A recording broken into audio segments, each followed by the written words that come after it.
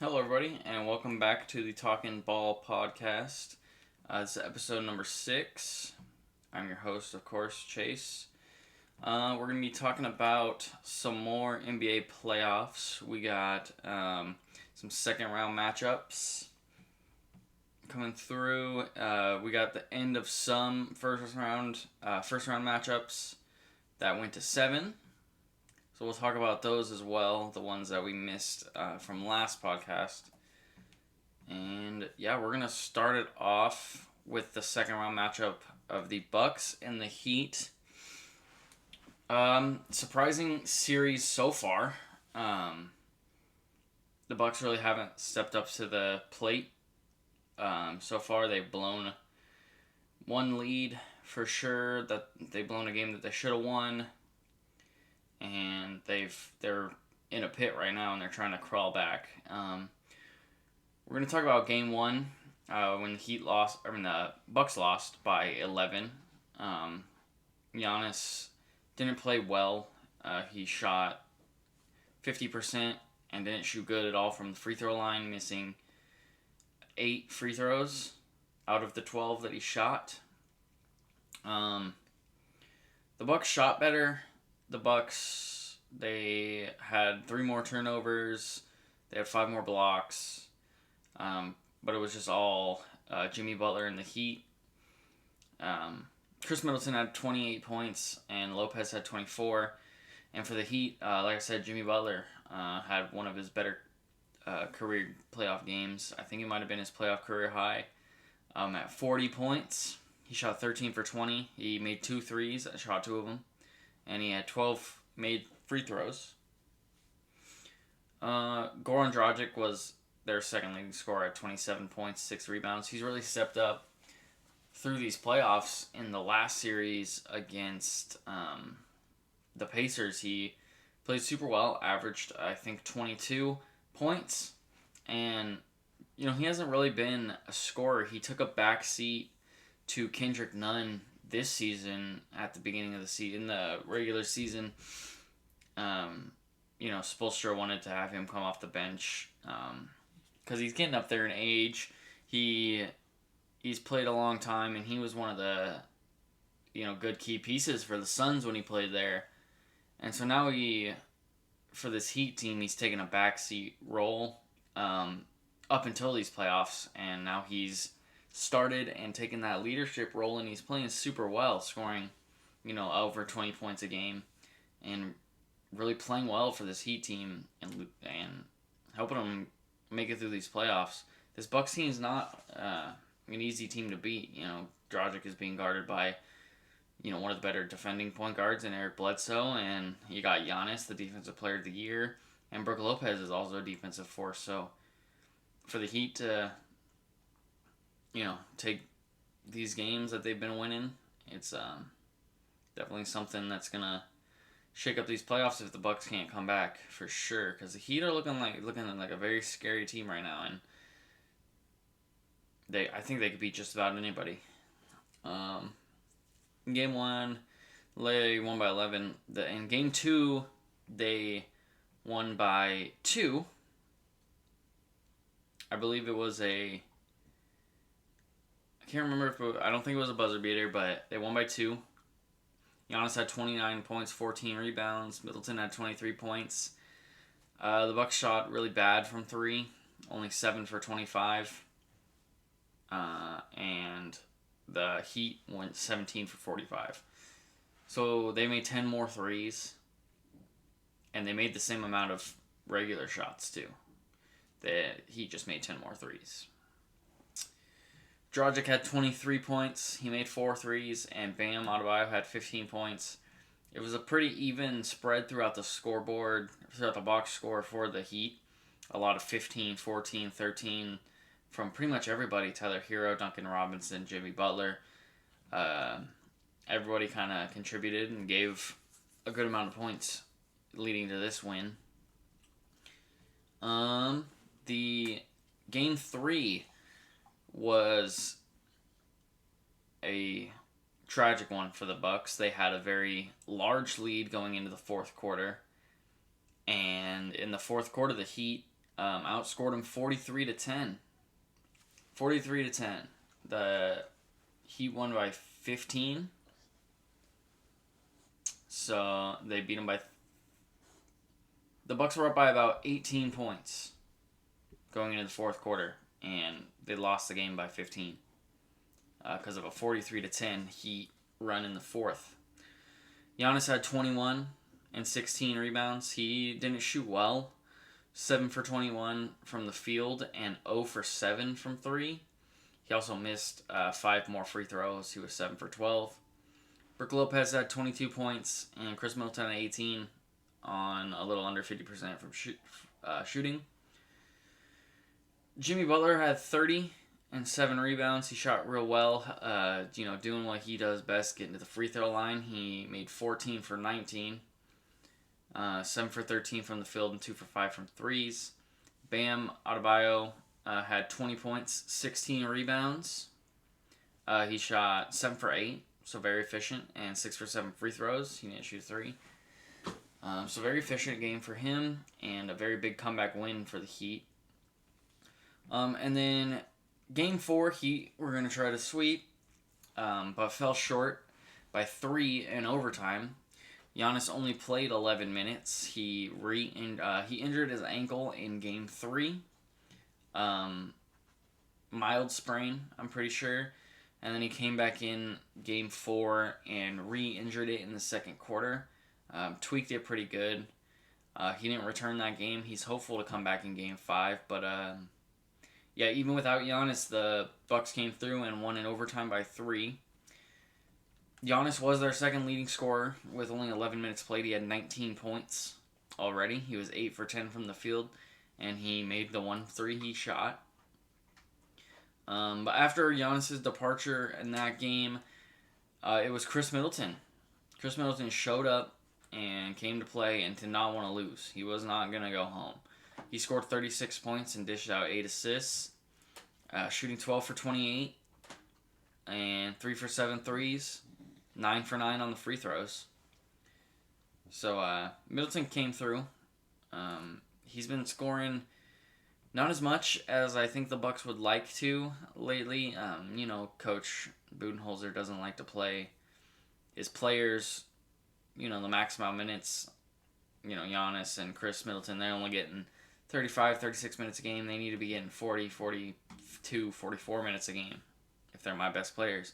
I need my best players to play as much as possible, especially in these next few games, because these are elimination games, every single one of them. So if Giannis and Chris Middleton, and maybe even Brook Lopez for most of it, aren't playing most of the game, it's not going to be a good look for the Bucks, because I think the Heat have way better depth than the Bucks. I think the Bucks starters are better, but if the Bucks bench and the Heat bench are on the court at the same time, the Heat are going to win every time. So the Bucks scooted away with this one.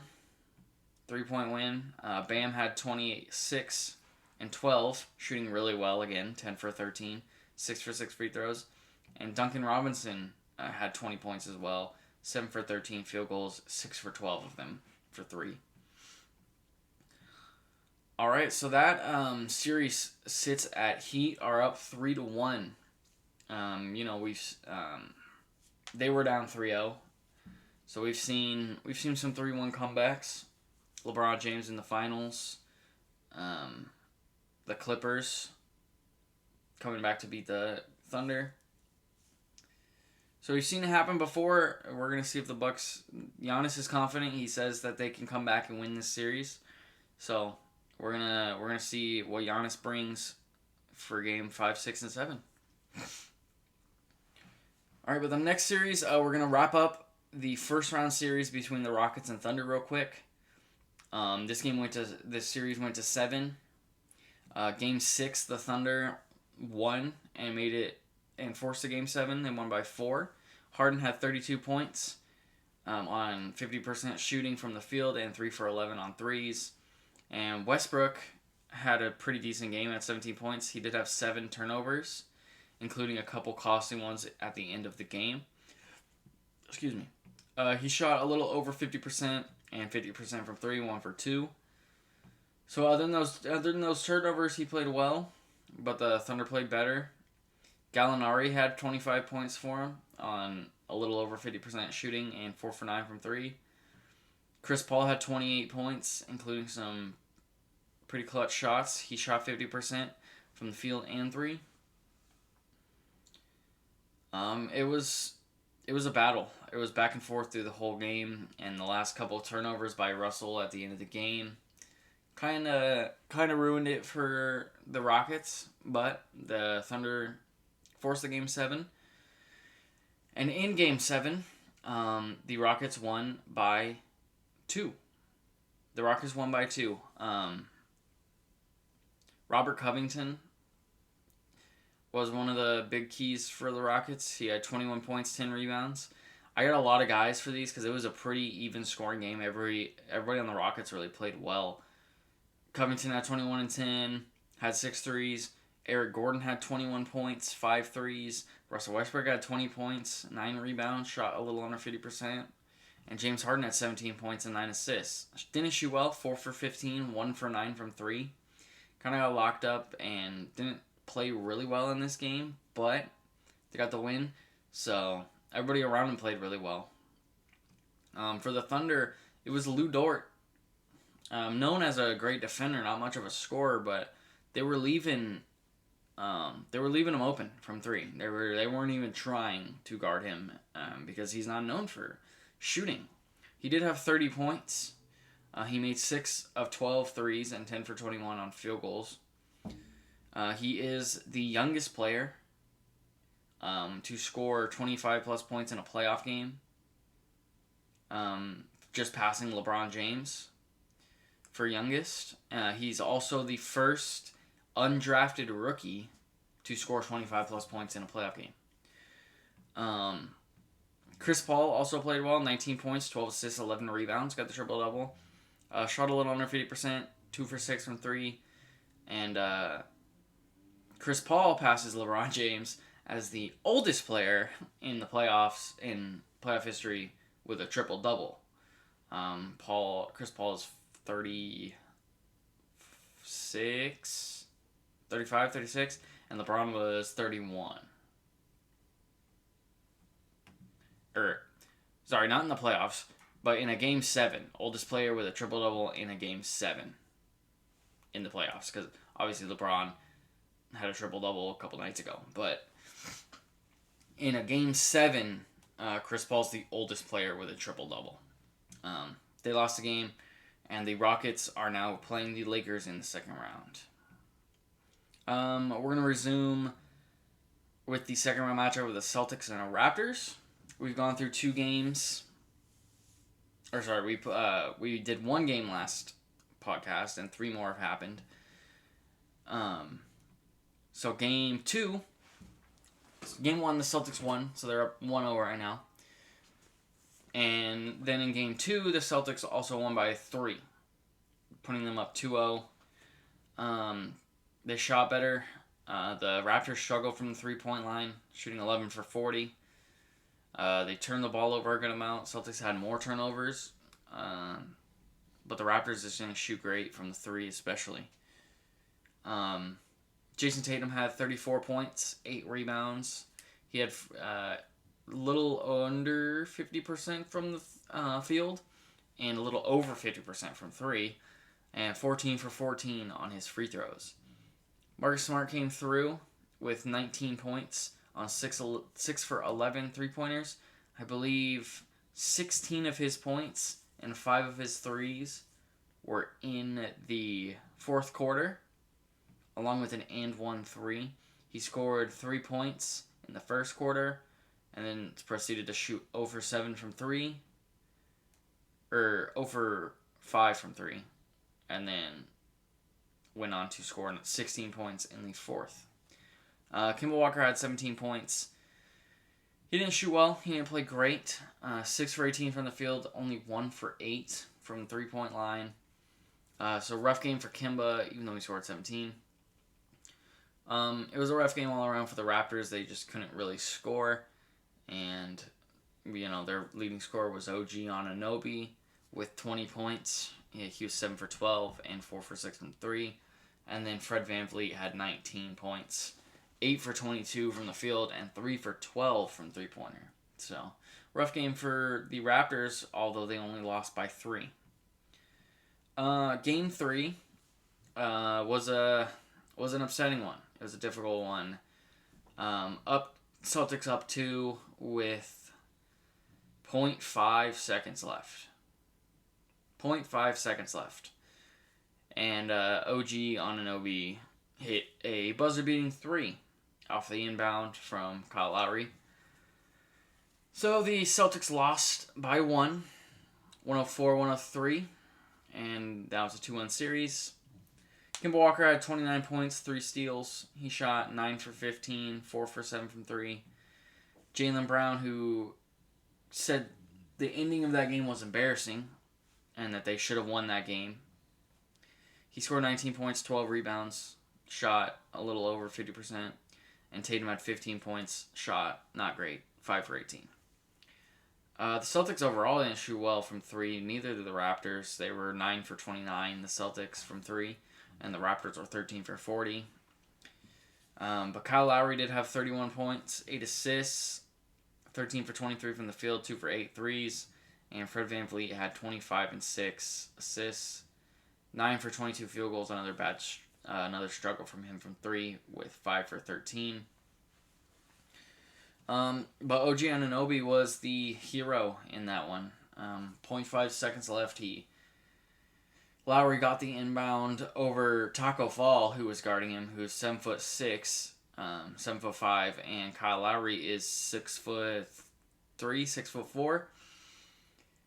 So Taco had a whole foot over him. Lowry was able to get the pass over him, cross court all the way to Anunoby, who was open.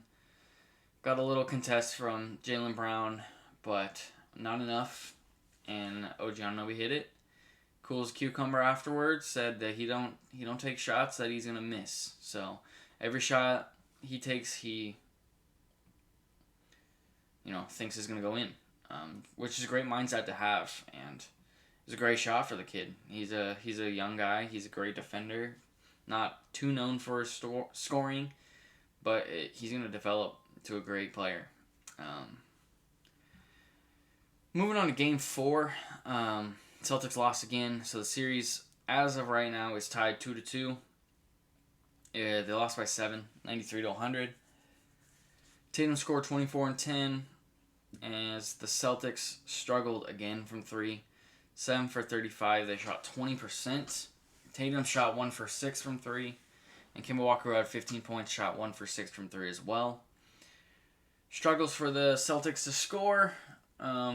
Whenever a playoff team doesn't score 100 points, it's a little concerning, because 100 points is usually the spot you want to hit. If you score under 100 points, it feels bad. It feels like you didn't shoot well, you didn't score. So the Celtics struggled in this one for sure, but hopefully we'll bring it back in Game 5 through 7. All right, and then going back to Game 7 of Nuggets Jazz, the Nuggets won by 2, and they moved on. They played the Clippers. It was Jokic in this one with 30 points, 14 rebounds, and Jamal Murray backed him up with 17 points. He didn't shoot very well, 7 for 21, and 1 for 6 from 3. And the Jazz just also didn't play well. Neither team shot well at all. 37% for the Nuggets, 38% for the Jazz, 25% for 3 for the Nuggets, and 23% for the Jazz. I don't know if I said the final score of the game, but it was only 80-78. So low scoring game from both teams. There was just a lid on the basket for them both, I guess. Gobert had 19 points, 18 rebounds.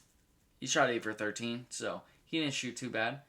Donovan Mitchell had 22 points and 9 rebounds. He didn't shoot great, 9 for 22, 2 for 8 from 3. Was a good game, though, only a 2-point game. But the Nuggets pulled through, and now they're playing the Clippers as we speak. And that will be our next series. We're going to be talking about the number 2 seed Clippers, number 3 seed Nuggets. First game was a blowout. The Clippers won by 23. So, big blowout for the Clippers to lead it 1-0. Excuse me. Kawhi scored 29. Only shot 2 threes, made one of them. 12 for 16 field goals. And Paul George had 19. Shot a little under 50% from the field. And 2 for 7 from 3.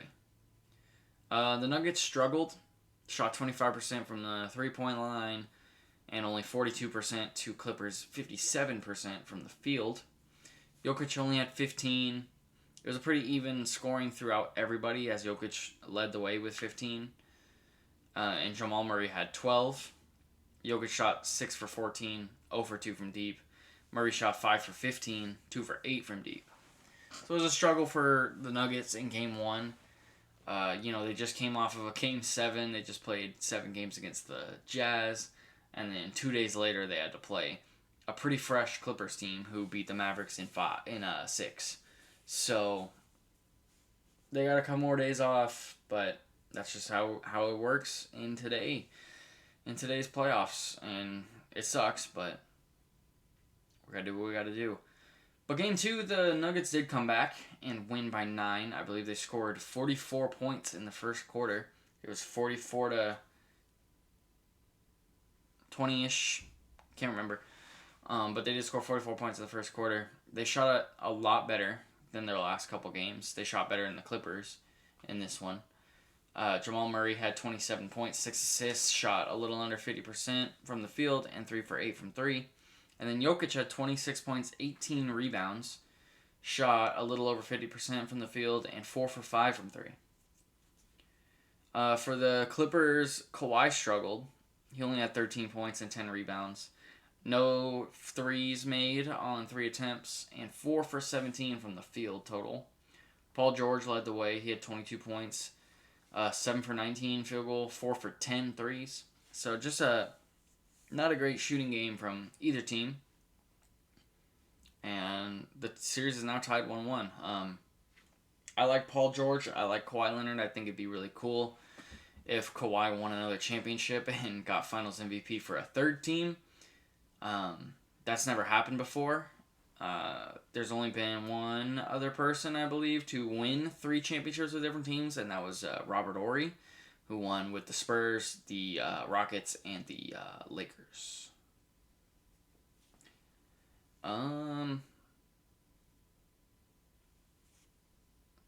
Anyways, so that would be pretty cool if Kawhi won a finals with the Clippers, won Finals MVP.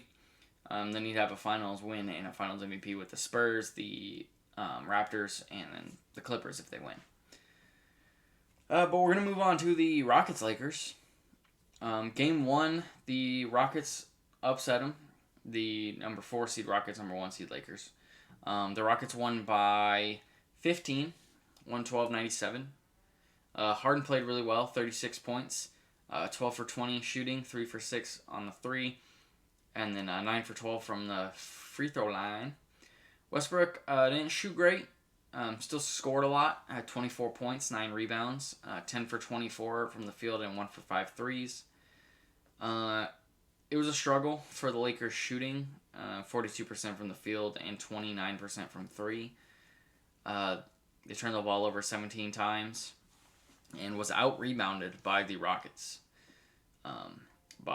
Only by 6 rebounds, but they were out-rebounded by the Rockets, whose tallest player is Jeff Green at 6'6", and he doesn't even play center. PJ Tucker, 6'5", plays center. Anthony Davis had 25 and 14, 10 for 16 from the field, 1 for 2 for threes, and LeBron had 20 points, 8 rebounds, shot a little under 50% from the field, 2 for 7 from 3. LeBron didn't play well in this one. I'm not sure why. I don't know who was guarding him. Probably, maybe Jeff Green, Daniel House, maybe. But Anthony Davis also, he had 25 and 14, but overall they were out-rebounded. Like, their tallest guy on the court at any given time is Jeff Green, 6'6", and PJ Tucker, 6'5", plays center right now for them. So if you're going to get out rebounded by the Rockets, it's going to be a hard game to win. As we see in the next game, game 2, they out rebounded the Rockets by 6, and they won by 8. They won by 8. They tied it up 1-1, 109-117. Lakers. Harden had 27 points, shot 50% from the field and the 3, 11 for 13 on free throws. Eric Gordon had 24 points, shot 50% from the field and 3. And Westbrook struggled. He only had 10 points, 13 rebounds, and shot 4 for 14. So not a great game for Russ. He was kind of locked down. I think this is the game Rondo came back, so that might have affected things. Rondo, obviously a great defender. A little old, but he still plays great defense. I watched the game and I watched him play defense, and he still hustles. He still gets after it, and even at his age. But I'm glad to see Rondo back for sure. AD came back after the last game, didn't score great. 25 points, but it's Anthony Davis against a team with no center. But he came back and scored 34 and 10 rebounds, shot 15 for 24, got into the paint way more. He shot 24 shots aside, compared to his 16 from last game, and he hit 1 3 and attempted 1 3 and made 1 3. LeBron almost had a triple double, 28 points, 11 rebounds, 9 assists. He shot 10 for 17, 1 for 5 from 3.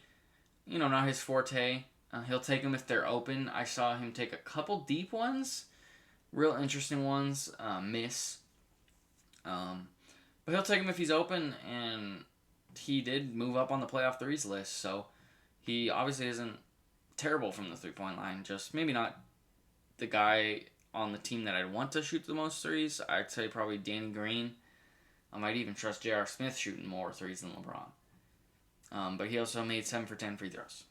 So that series right now is tied 1-1. It's going to be a fun series. James Harden, LeBron, Russell Westbrook, AD,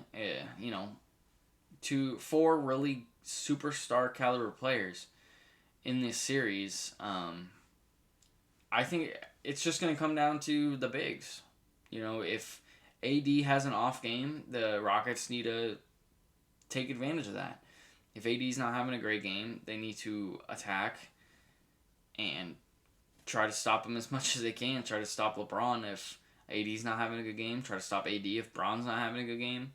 If both of them have a good game like they did in this one, it's hard to beat this Lakers team.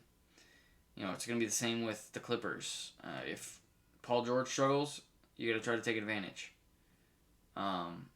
But if one of these guys on the Lakers struggle, you got to try to take advantage. Bron kind of struggled last game 1, and I guess they both kind of struggled. But if you want to call 25 points struggling, then that's fine. If you want to say AD played well, that's fine. Also, I just think that with PJ Tucker guarding him, he could have done a little bit more. As shown in game 2 where he scored 34. So it'll be a fun series. I'm gonna take Lakers in 6 though. I also didn't say anything about the other series. What I think. Give me Clippers in 5 or 6, and Celtics in 7, and Heat in 6. I think Bucks will get another game, and then I think the Heat will win. Well, that's all the games for now. We can go back. I wanted to talk a little bit more about this. Where is it at? The Bucks Heat. It's a very interesting series. I just think the Heat are the worst matchup for any team. I think the Heat, if they do beat the Bucks, I think the Heat could beat either the Celtics or the Raptors. I'd rather as a Celtics fan, I'd rather play the Heat. I'm just scared of Giannis. I know he hasn't, he's been putting up numbers for sure. 21, probably not the best game he's ever had. Obviously, not the best game he's ever had. 29, and 18. Okay, so he's underperforming, for sure. He's underperforming. He was gonna have a great game in this game 4 before he got injured. 19 points in 11 minutes, barely the first quarter, and then some. So he would have gone off that game, I think, but I don't know. This Heat team scares me. They're super deep. Their bench could be a starting lineup themselves. There's so many just interchangeable pieces. Goran Dragic and Kendrick Nunn are both very starting caliber point guards. Jimmy Butler is obviously a star. Bam Adebayo, one of the candidates for most improved. Maybe should have won it. I don't know. He's a 20 guy. I think he could develop into a 2020 guy. Right now he's like a 2010. Like a 25 and 10 guy, which also is great. But he's young. It's his third year in the league. I think it's his third year in the league. Second or third year in the league. And really showing that he's developing well. 26 and 12, 20 and 16, 15 and 9. Against the Pacers, he struggled for some reason. He didn't score really too many points. He was more in the rebounding, and Bam's a great passing center, very athletic. I think he needs to be shooting more. I want Jimmy Butler to be my first scoring option, and then if Jimmy Butler can't score, I want Bam to score. I get that, Goran Dragic can put up 27. I understand that, and I get that they have these guys, Dragic, Hero, Duncan Robinson, Jay Crowder, they can all make shots. But I want Bam to be my second scoring option if Jimmy can't find an opening. 26 and 12 from Bam. He's going to be one of the better centers in the league upcoming for sure. And the Heat are just a scary team. They don't match up well for anybody. I think the Heat's bench is probably the best bench in the playoffs. I think the Heat's bench are better than the Clippers bench. They got Lou Will, Montrez, Shamet, but guys like Kendrick Nunn, Duncan Robinson, Tyler Hero, they switch up their starting lineup a lot, so it's always a toss-up of who's going to be in the starting lineup, but guys like Duncan Robinson coming in, either coming to start or coming off the bench, either one. Kelly Olynyk could give you a ton of points. Andre Iguodala is not a bad contribution off the bench, even though last game he scored 0 points in 22 minutes. And Tyler Hero is a great young shooter coming off the bench. Kendrick Nunn. So they got a bunch of guys coming off the bench who are starting caliber guys. Kelly Olynyk was a starter. Andre Iguodala was a starter. Kendrick Nunn started for him before the season, and Tyler Hero could definitely be a starter if they interchange between Duncan Robinson and Tyler Hero. But they just don't match up well against the Bucks. I think the Bucks would have rolled the Pacers, but the Heat also rolled the Pacers, so I think anybody would have rolled the Pacers, especially without DeMontis and Jeremy Lamb. But, the best player off the bench for the Bucks is George Hill. Kyle Korver's not what he once was. Sure, he'll hit a 3 every now and again. Pat Connaughton, he doesn't entice me at all. DiVincenzo is good, but he's a great defender more than a scorer. And Marvin Williams is old. This ain't Marvin Williams from 5 years ago. So, the Bucks bench definitely needs some work. Giannis definitely carried this team throughout the regular season. That's why he's going to be an MVP. But right now, it's playoff time, and when playoff time rolls around, you need depth. You need guys that can come off the bench and score. because however much you don't want to like it, yeah, Giannis needs to play 40 minutes, but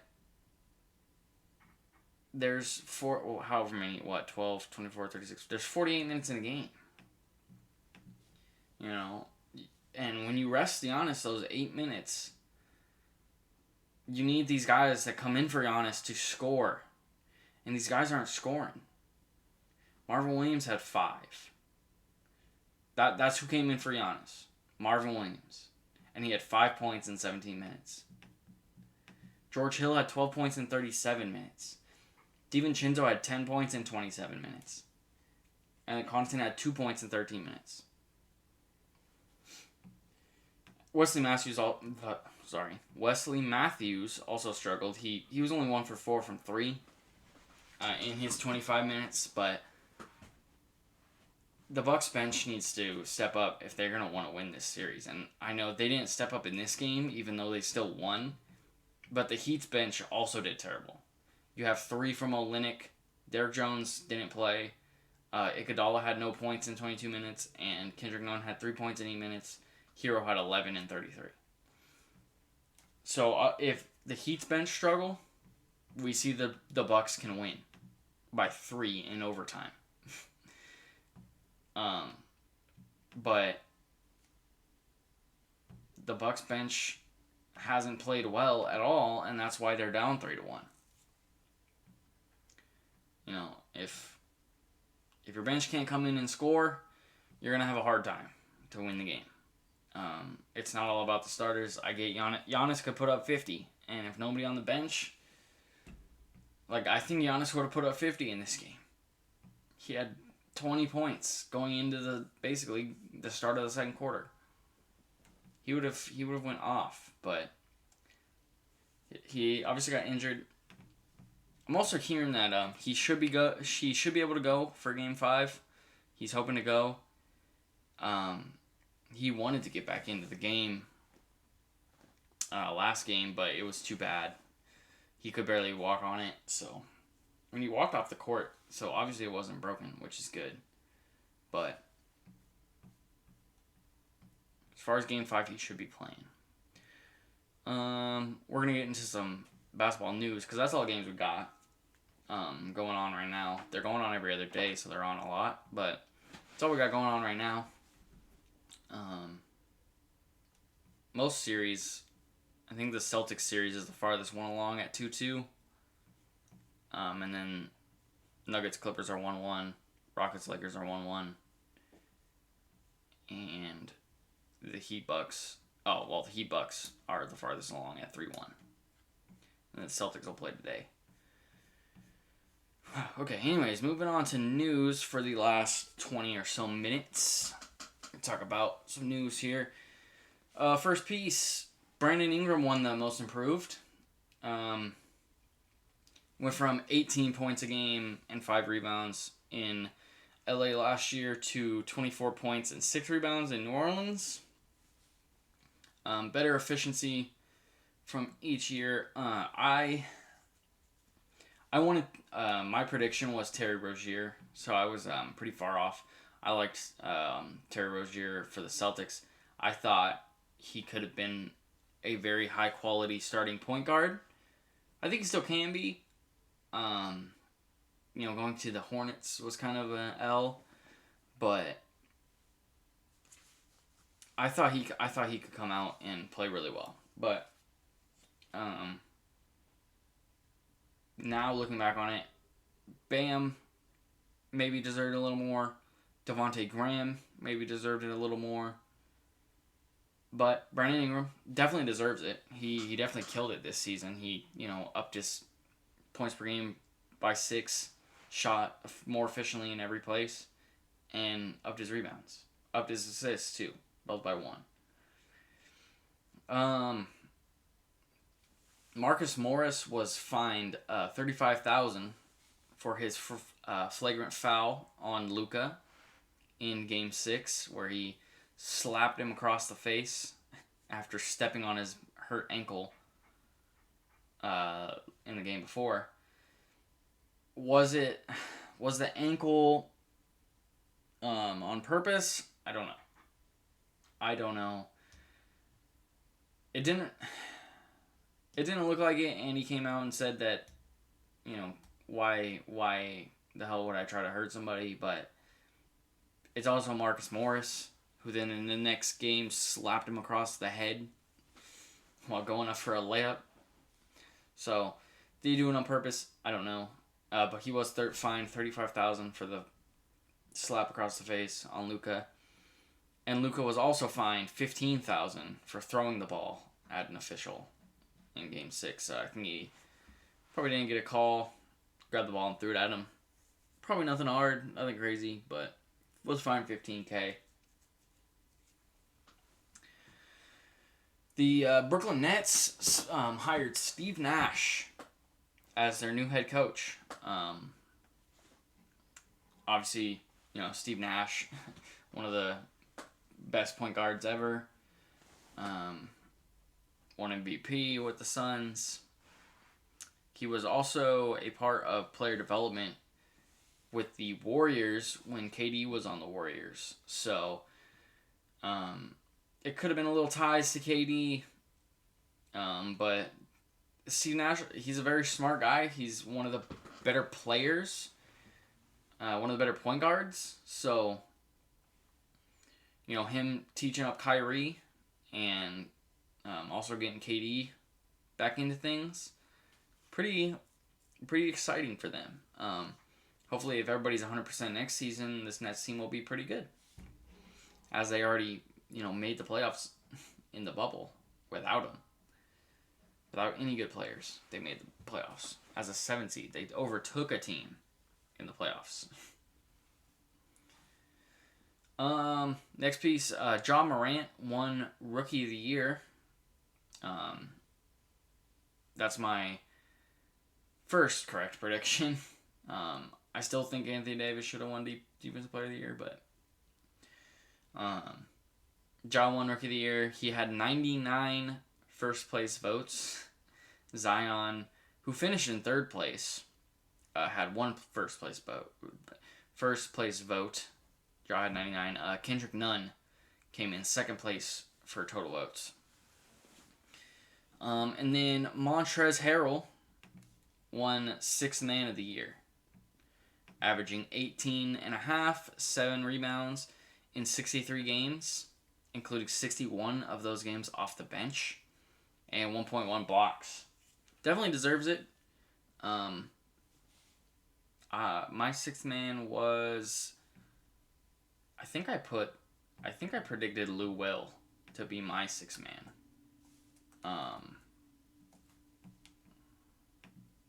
I'll go check that here in a second, but it could have been either one of them for sure, Montrez or Lou Will. I thought it would have been Lou Will. He averaged 20 off the bench, and I think played well. Played better than Montrez, but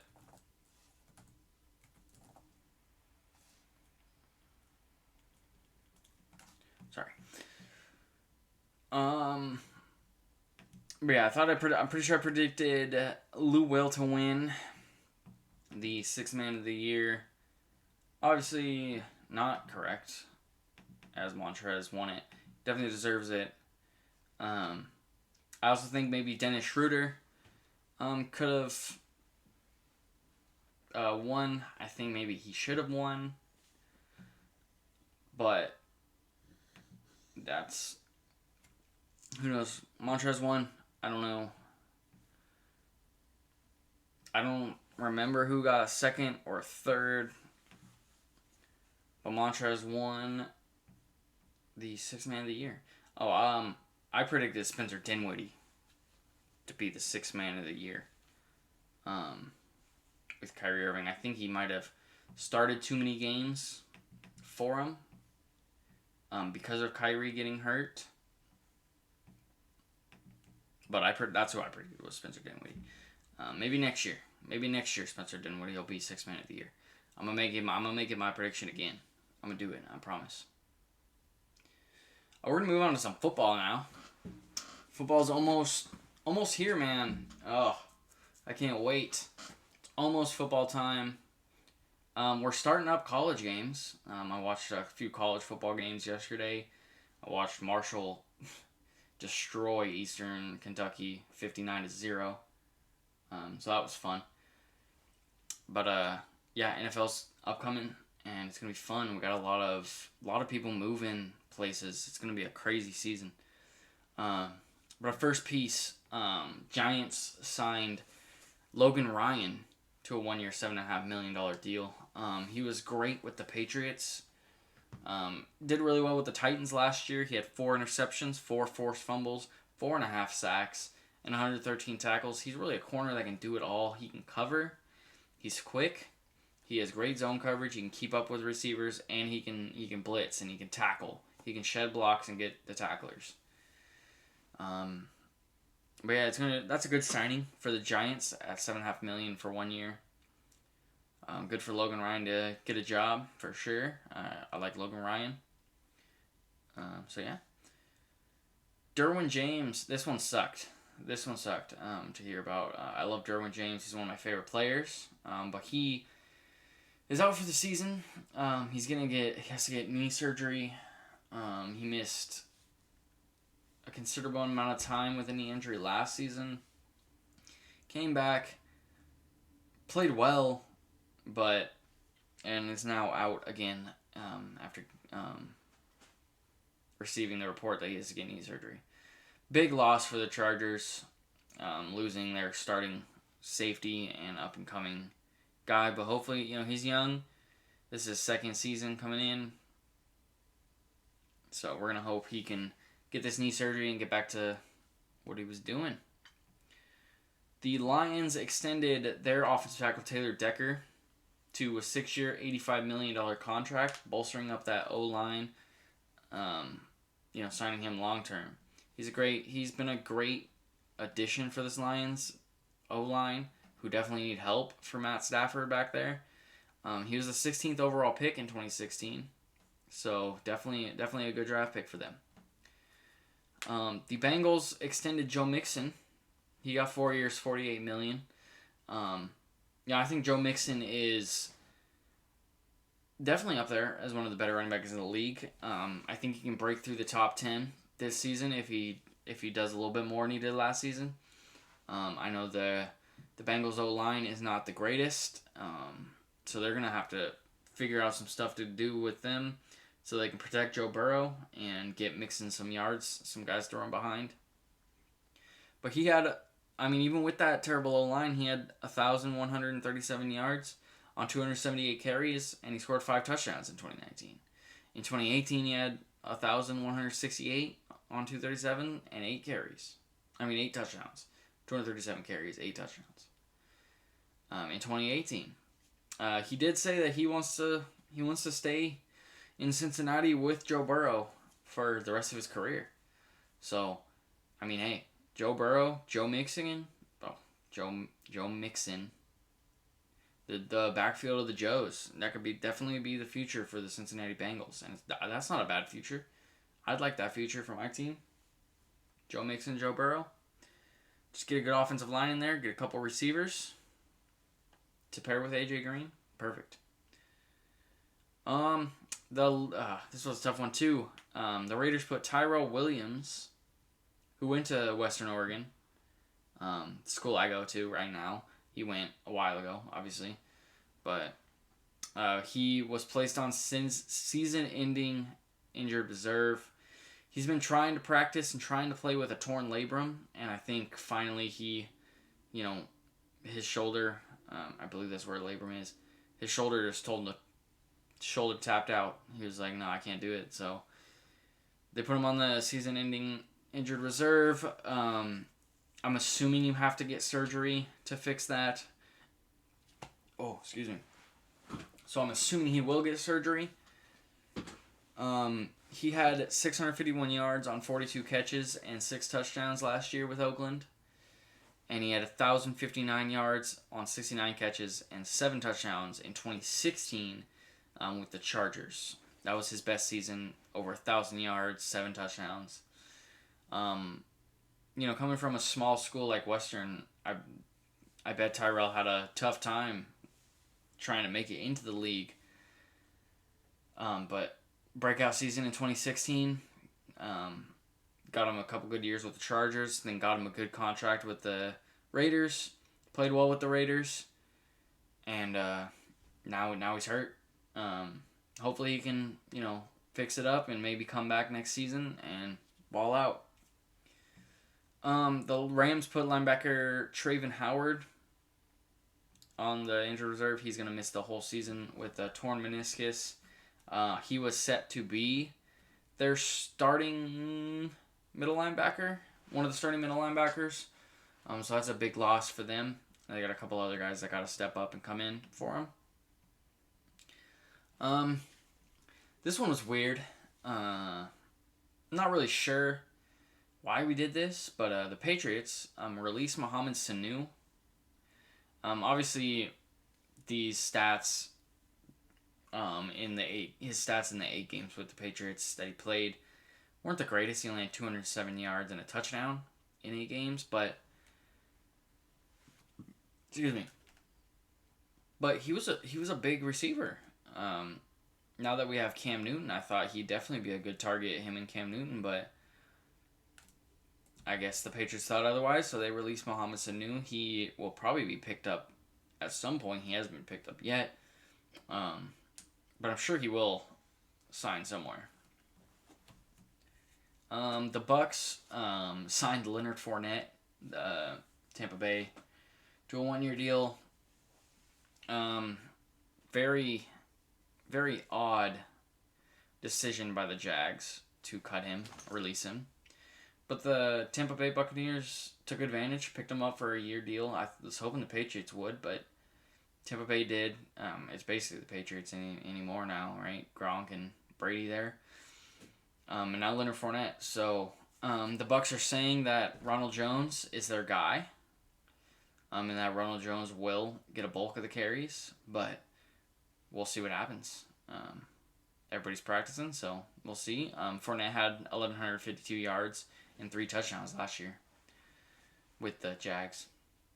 The Chargers announced that Tyrod Taylor will be starting at quarterback. I like Tyrod Taylor. I don't think he's a bad quarterback, for sure. Interesting call, just because they did sign Justin Herbert in this year's draft. Obviously, if Herbert will probably play preseason games if there are any. I heard there would be 2 preseason games, but if there aren't any, then if Tyrod struggles, then Herbert will come in, and they'll see how he does. I think he has a lot of upside as a quarterback for sure. I think he's got a great throwing arm. I think his accuracy is pretty on point, and he's pretty mobile. Oh, sorry. My eyes are watering. And he's a pretty mobile guy. Played great at Oregon. But the Chargers are going with the experience over the young player. Oh, sorry. All right. The Washington football team announced that Dwayne Haskins will start as quarterback over Alex Smith. I saw this one coming. I didn't think Alex Smith was going to even play. He did make the 53-man roster, so he is back. I assume if Haskins struggles, that they will put Alex Smith in. But even at the worst case scenario, Alex Smith is a great quarterback for Haskins to learn under while in practice and over the season. If Alex Smith doesn't feel comfortable playing, I get it. I'm sure he will play. I'm sure he will feel comfortable playing. He's an NFL quarterback. Shit happens. And it was a very tragic thing that happened. But he's back. So, at the least, they get a good veteran, good quarterback to coach up their young guy and their future. Another interesting one was that the Saints put Alvin Kamara on the trade block as he returned to practice. Obviously, he was holding out for a bit to reconstruct a contract. He wants the big bucks. I think he. I'm not too big on Alvin Kamara. I think he's a great receiving back. I just don't know. I haven't watched too much of him. I'll have to watch him this season to really see the real deal. I know he's had some injuries. But it was a real interesting thing when I saw Alvin Kamara was on the trade block. Somebody within the Saints organization, whoever does it, obviously announced that they will be taking offers for Alvin Kamara. So, but yeah, he returned to practice, and then the day he returned to practice, he was put on the trade block. He didn't request a trade. He doesn't want to trade, but the Saints are just weighing their options. You know, if somebody wants to give him something for Alvin, then they might have to pull the trigger. Pretty much saw this one coming. There was probably a 95% chance this was going to happen, but the Patriots named Cam Newton the starting quarterback. I would have been fine if they made Stidham the starting quarterback, but I would have rather had Cam. We're going to see how he does. Obviously, you have Stidham to come in if Cam isn't doing well, but right now it's Cam or bust for the Patriots, really, because if you have to put Stidham or Brian Hoyer in, the season is a wash. So I hope Cam can do well. I'm a big Cam Newton fan. I do like Cam Newton. So yeah, I hope he plays well for the Patriots. The Browns, another Jags departure. The Browns traded for Ronnie Harrison. I believe for a 5th round pick or a 6th round pick. And Ronnie Harrison himself was a 3rd round pick in 2018, and he was set to start at safety for the Jags, but they traded him for a 4th or 5th round pick. I believe he went to Alabama and was a great safety there. Came in and was set to start this season for the Jags, but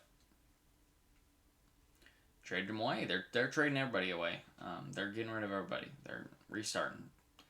I'd rather put the best XFL team in the league than the Jags right now. Interesting. The Seahawks re-signed Josh Gordon to a 1-year deal. They're giving him another chance. He played for the Seahawks and he played for the Patriots, and now he's back with the Seahawks. He's had back in his days with the Browns, he was an elite receiver with the Browns. Had some off-field issues with drugs, marijuana, and was suspended multiple times. Some disciplinary acts, was released. I'm pretty sure released by the Seahawks, picked up by the Patriots, released by the Patriots, picked up by the Seahawks again. I like Josh Gordon. I think he's a great receiver. He's tall. He's fast. His name is Flash for a reason. And I think that he deserves his chance. I don't know. I don't know all the NFL's policies and whatnot, but I think Josh Gordon definitely deserves another shot. And he didn't play bad with New England. He caught some touchdowns, played well. But back with the Seahawks. The Titans signed former Patriots kicker Stephen Gostkowski, Patriot legend for sure, to a 1-year deal. He's getting up there in age. The Patriots did not re-sign him. We drafted a kicker, and then we signed Nick Folk, who played with us before. But the Titans scooped up Gostkowski for at least a year to see if he can keep kicking it. The Colts signed their center, Ryan Kelly. They locked him down for 4 years, $50 million. He was a first-time Pro Bowler back in 2019, and I believe he was picked in 2015, 2016 he was drafted. So yeah, shores him up for 4 years. Gets that O-line better with him, Quentin Nelson at left guard, for the Colts have a pretty good O-line, and they're going to hope to recoup that O-line for this season. The Washington football team released Adrian Peterson. Not too sure why. And then it's farther down here, but I'm going to backpack right off of that and go to the Lions signing Adrian Peterson to 1 year, $1.1 million deal.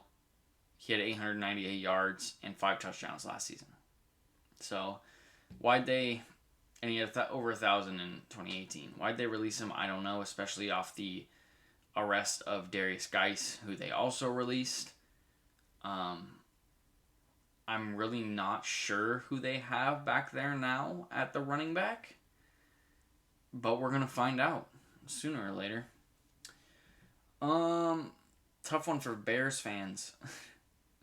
All jokes. But the Bears named Mitchell Trubisky their quarterback. Sticking with Trubisky, man. Drafted over, most notably, probably Patrick Mahomes. But also, I'm pretty sure guys like Deshaun Watson and Lamar Jackson.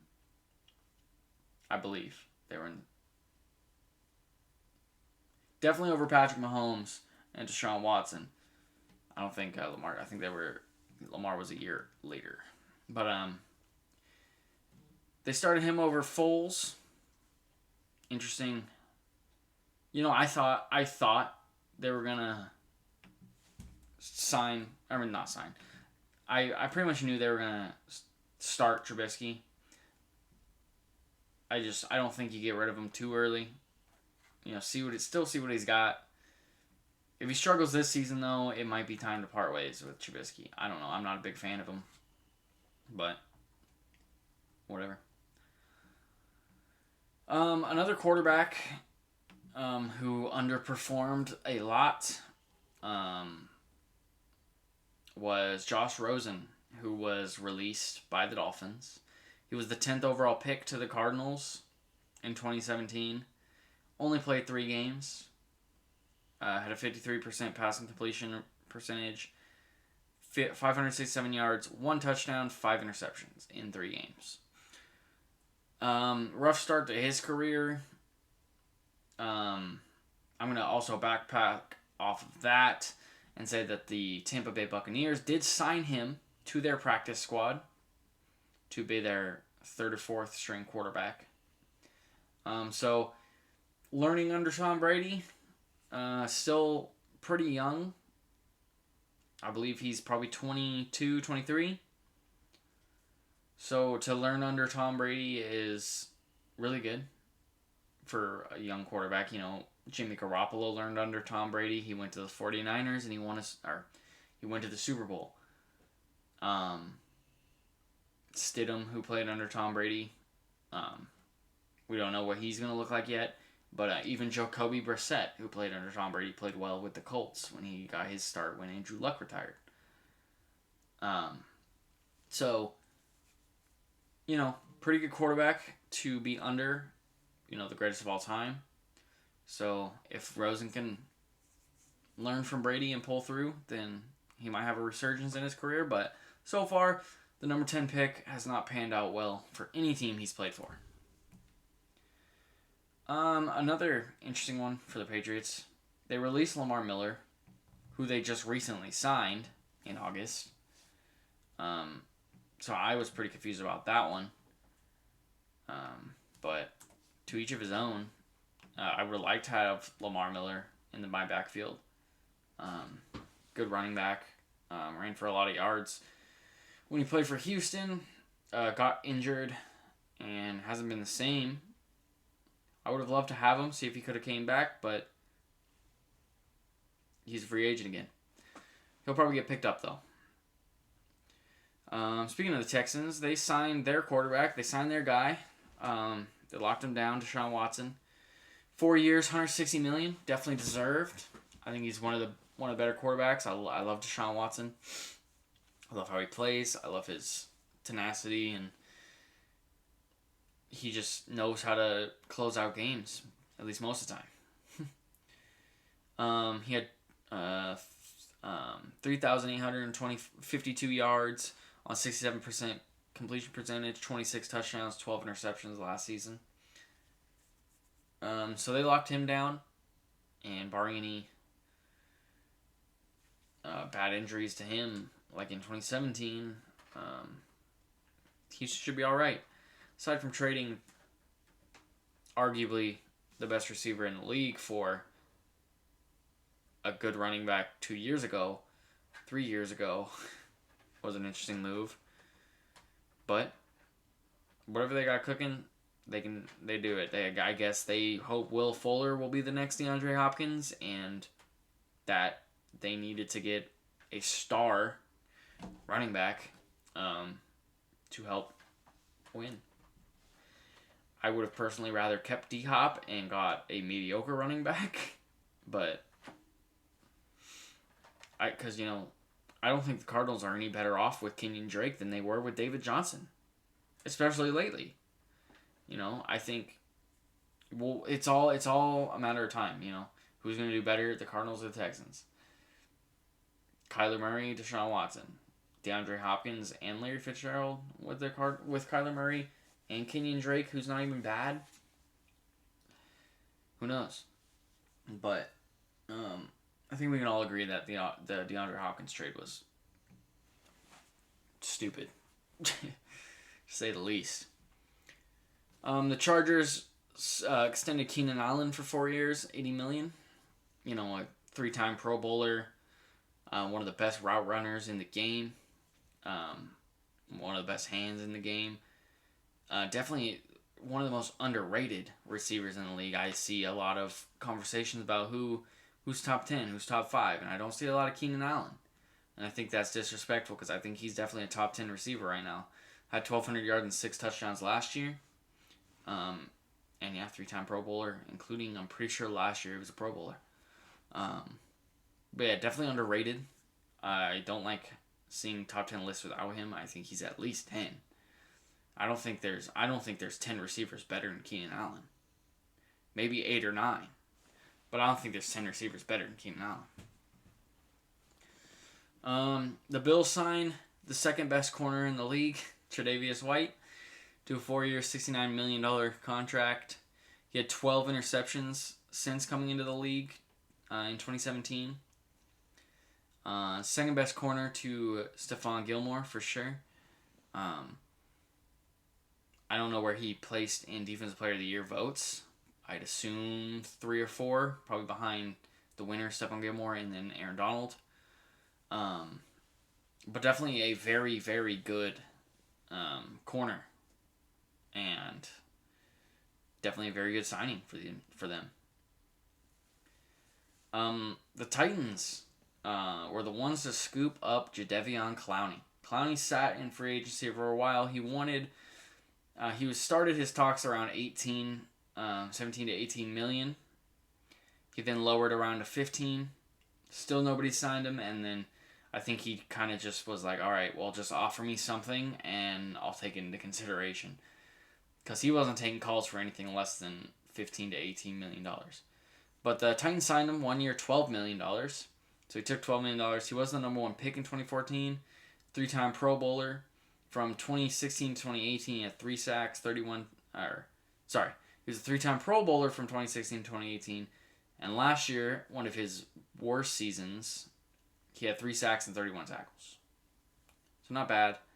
Great signing for the Titans for sure. That shores up their defensive line a little bit. And they need it. They need to bolster up their defense because that's kind of what screwed them over. They have a good offense. They have good receivers. A.J. Brown, Tajay Sharp, Ryan Tannehill at quarterback, Derrick Henry, one of the best at running back, Delaney Walker at tight end. So they got a great offense. They just need to shore up that defense for sure. And Jadeveon Clowney definitely shores up a little bit of it. One of the edges. Lions signed AP. Talked about that. Steelers released their quarterback Duck Hodges, to make room for Josh Dobbs to come in. Obviously, Big Ben is back, so it's going to be Ben Roethlisberger, Mason Rudolph, Josh Dobbs. I'm interested to see Ben play. He's lost a lot of weight. I've seen some videos of him slinging the ball, and he's been throwing. He can throw pretty far. I've seen some tape with him throwing to some receivers, and he looks really good. And the Steelers are looking pretty good. James Conner, they got Chase Claypool from the draft to go along with Juju. Their defense, T.J. Watt, Bud Dupree. I hope Ryan Shazier can come back. I doubt it. I don't think he'll ever come back after his injury, but he'll be there on the sideline for sure. But yeah, Steelers looking to make a run back. If Big Ben can play like he's used to playing, then they can definitely be a pretty good team. And then the last piece of NFL news was the Broncos hired Emily Zaylor as their assistant coach. She's the first female coach in Broncos history. There's been, I think, 4 other ones. The 49ers, I just blanked all their names. I just read it the other day, but the 49ers had a female assistant. And I believe the Titans have 2. Somebody has 2 female assistants. I can't remember, but Emily Zaylor, new Broncos assistant coach. Cool hiring. Not only because she's a woman, but just for having a coach in general. Hiring assistant coach in general to come in and, kind of help out the team. And the Bucs signed Josh Rosen. I was talking about that. Now for some college football, we got a few things that have happened. That Oklahoma, a couple quarterback announcements. Oklahoma is going to start their redshirt freshman Spencer Rattler. I've seen some videos of him throwing the ball, and he can throw for sure. He was the number 1 ranked dual threat quarterback in 2019 and when he was in high school. Signed with Oklahoma. Jalen Hurts transferred to Oklahoma. So if he didn't do that, Spencer Rattler could have been a freshman quarterback starting for them. But Jalen Hurts obviously transferred. So they started him. But now Spencer Rattler is coming in. And then Florida State is going to stick with James Blackman at quarterback. He had 2,339 yards and 17 touchdowns and 11 interceptions in 9 starts, and going 4-5 in those starts. So, coach seems to like Blackman. He's been playing well in practice, and he's shown that he wants to win. He wants to win, and he's definitely a leader. He's their oldest guy. He came in when DeAndre Francois got hurt. Francois then transferred, all that, and then Blackman came in. Really no experience, and just kind of got thrown into the offense, and did the best he could. 2,000 yards, 17 touchdowns, 11 interceptions, went 4-5. Not bad. Now that he's got that experience under his belt and he's been practicing and working, I can't wait to see Florida State play some games. And then the last thing we're going to talk about before we wrap it up here is a pretty big one, honestly. Oregon's offensive tackle Penei, I don't know how to say it, Sewell, he opted out of the season. He wants to focus on preparing for the NFL draft. I don't blame him. He was the 2019 Outland Trophy winner. He's a projected top 5 pick, and he's number 2 on Mel Kiper's prospects. So he's going to get his work in during the season and prepare for that NFL draft, and he's going to hope to be up there for teams who need a really good offensive tackle. But yeah, that's going to wrap it up for today's episode of the podcast. Obviously, the background is different. I got a green screen, so we're going to be messing with that for the next few. And yeah, remember, always like and subscribe. You can check me out on YouTube, Spotify, Apple Podcasts. I'm on all those. So yeah, just like and subscribe, and I appreciate everybody listening. Peace.